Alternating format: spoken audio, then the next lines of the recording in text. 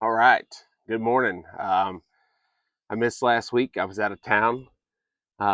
This week, I didn't really have anything prepared, so I just want to go ahead and give my testimony. I did a rooted class at church about a year ago. My wife is in it right now, and they talked about the importance of your testimony. And I think it really is important because sometimes I think we don't think we have a testimony or that ours is nothing special because we hear about people that have amazing stories of God and how he turned around their life. But I think everyone's testimony is important because there's always someone out there that can hear it, that can benefit from it, that can just know that they were in the same boat as you once. So I want to go ahead and give my testimony.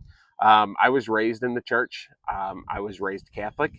Um, I have nothing to say bad about any denomination. I think whatever church that you find that is biblical and gets you to connect with Jesus or gets you to learn, I'm all for it.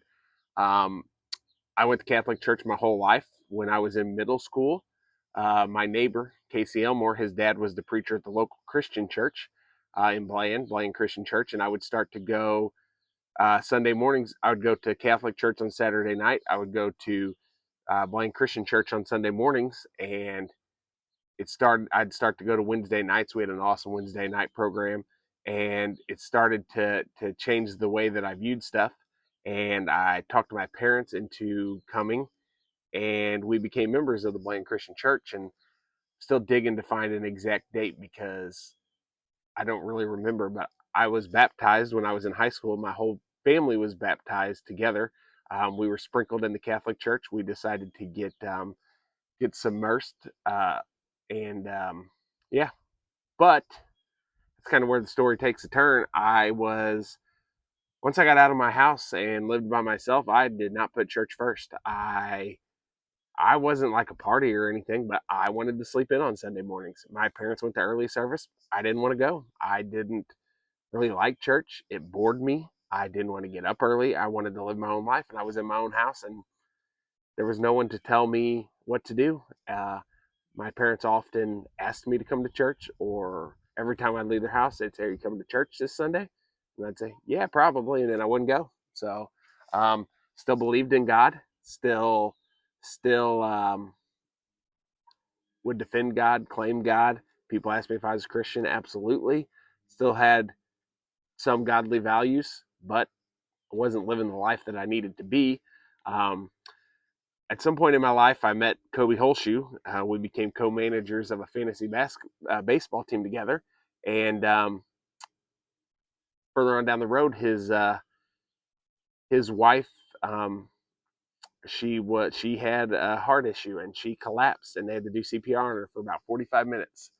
And about a year later, he preached a sermon, and I hadn't been going to church, but I'm going to go support my buddies, so I went, and his sermon changed my life. Um, he brought Janie's Bible up, and if you know Janie Holshoe, if you ever get a chance, ask her to see her Bible because it's one of the most incredible things that I've ever seen. There's more post-it notes and highlighters and pin marks up in that Bible than I've ever seen in my entire life. But Kobe started talking about how he would read her Bible when she was in the hospital recovering, and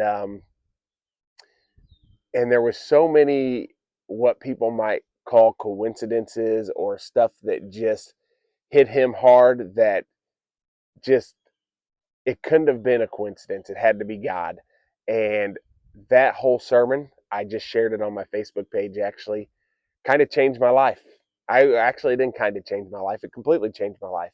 Um, at the end of the sermon, he mentioned that he thought to himself that if Janie passed away, would he be in heaven with her when he passed away? And it changed his life. Um, so that day I left that church and I was like, I have to start living my life for God.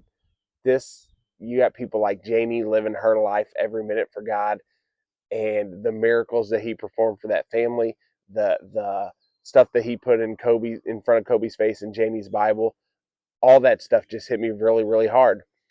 And I decided that day I was going to go home, and the next day I was going to start a Bible reading plan, and I did. And it's the first time I ever actually finished the Bible. And I I'll give you a little encouragement when this video is over. But a couple months down the road, I had another friend.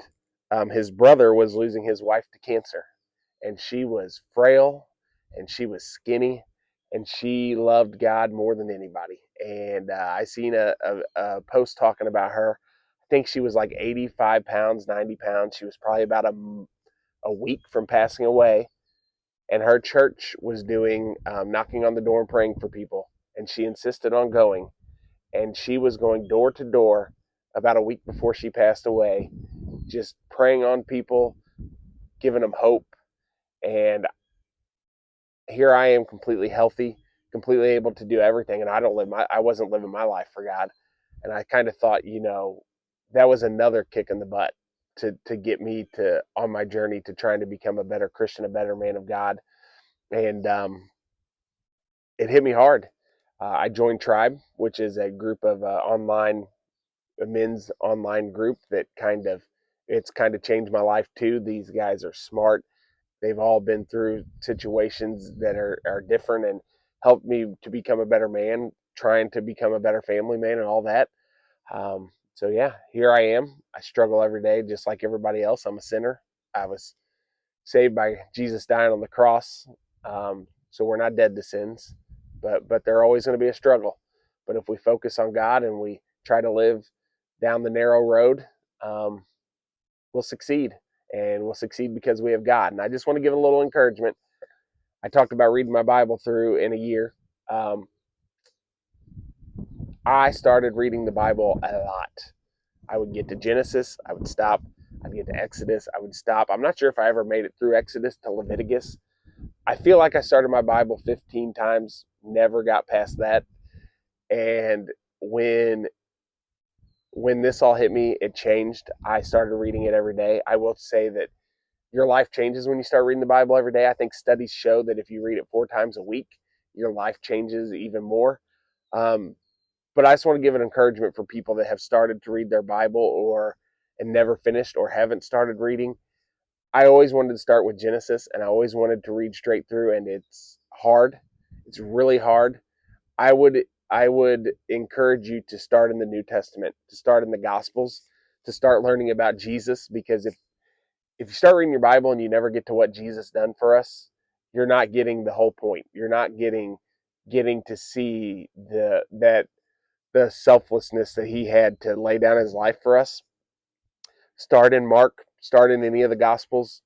You can always go back, read the New Testament, read Paul's letters to the churches, find you a breakdown of the Bible of like what each book means, the apostles, the Gospels,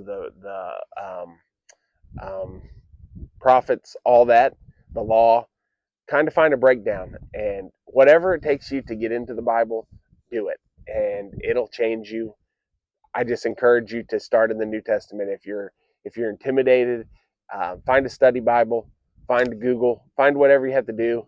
It'll change your life. And I encourage anyone that might need a little kick in the butt to go watch Kobe's sermon that I shared on my page, because it changed my life, and I think it probably changed plenty of other people's lives. So yeah, that's all I have. I hope to be back next week with a video of more Bible breakdown or whatever, but that's what I have today. So have a good day.